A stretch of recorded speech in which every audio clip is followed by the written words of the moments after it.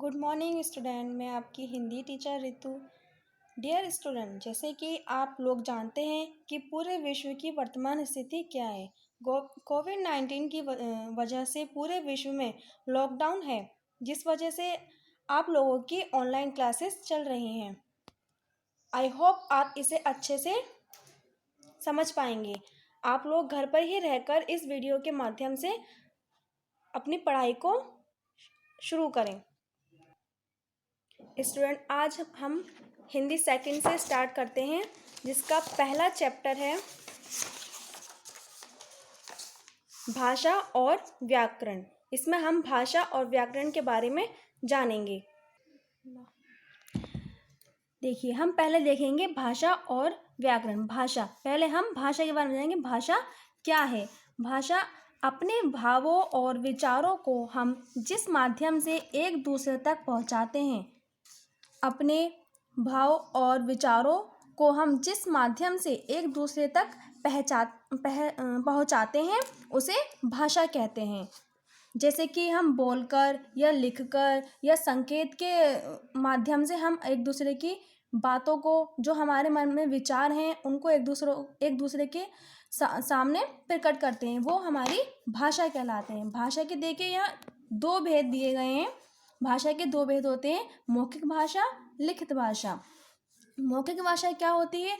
जब हम बोलकर अपना विचार प्रकट करते हैं और दूसरे उसे सुनकर समझते हैं, तो मौखिक भाषा कहते हैं, तो उसे मौखिक भाषा कहते हैं। जब भी हम बोलकर या और हमारे सामने, जैसे कि आप माने जैसे दो दोस्त आपस में बात कर रहे हैं, वो एक दूसरे से बातें कर रहे हैं, एक बोल रहा है और एक सुन रहा है, तो वो हमारी मौखिक भाषा कहलाएगी। दूसरा है हमारा लिखित भाषा। लिखित भाषा, इससे आपको समझ में आ रहा होगा, लिखित मतलब लिखना। जब हम लिखकर अपना विचार दूसरों तक पहुंचाते हैं, दूसरे उसे पढ़कर समझते हैं, तो उसे लिखित भाषा कहते हैं। जैसे कि आपका दोस्त आपके पास नहीं है, आप उस तक अपनी बात को पहुंचाना चाहते हैं, तो आप उसे पत्र लिखते हैं। कोई पत्र लिखता है, कोई कैसे, मतलब लिखकर अपने भाव, अपनी बातों को दूसरे तक पहुंचाना लिखित भाषा कहलाता है। हमारा नेक्स्ट है लिपि। लिपि, अब आप इसे देखकर समझ रहे होंगे कि लिपि तो उसमें था नहीं, भाषा और व्याकरण थी, लेकिन जहाँ भाषा होती है वहाँ लिपि का भी प्रयोग किया जाता है।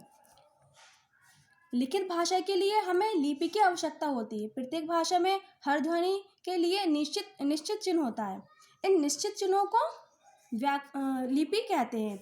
भाषा को लिखने के लिए निश्चित किए गए चिन्हों को लिपि कहते हैं। नेक्स्ट, अब हम आते हैं व्याकरण पे। व्याकरण क्या है? किसी भाषा को शुद्ध रूप से बोलने, पढ़ने एवं लिखने की विधि को हम व्याकरण कहते हैं। जब तक हम किसी भी शब्द को या किसी भी वाक्य को ठीक प्रकार से नहीं बोलेंगे, उसमें कुछ ना कुछ अशुद्धि होगी, तो वो हमारी व्याकरण सही नहीं होगी। उसे सही करने के लिए हमें व्याकरण का ज्ञान होना चाहिए। अब जैसे यहाँ है इसकी परिभाषा, भाषा के शुद्ध रूप का ज्ञान करवाने वाले शास्त्र को व्याकरण कहते हैं। जैसे हमने एक यहाँ लाइन ली है, वाक्य, मोहन क्रिकेट खेल रही है। अब यहाँ है मोहन क्रिकेट खेल रही है। मोहन तो एक लड़का है, और यहाँ आ रहा है खेल रही है, और रही है तो हम एक लड़की के लिए लगाते हैं, तो इसका सही वाक्य क्या है? मोहन क्रिकेट खेल रहा है। यहाँ व्याकरण की यहाँ अशुद्ध है ये वाक्य हमारा, हमने इसको शुद्ध करके लिखा है, तो ये हमारा व्याकरण है। इसका मतलब ये व्याकरण हमारा शुद्ध है। ओके स्टूडेंट, ये चैप्टर हमारा यहीं समाप्त होता है। इस चैप्टर के हर एक टॉपिक को आप अच्छे से पढ़ें, समझें। अगर समझ में नहीं आए तो इसके हर एक टॉपिक को अच्छे से दोबारा देखें और अपने पेरेंट्स की हेल्प लें। Thank you.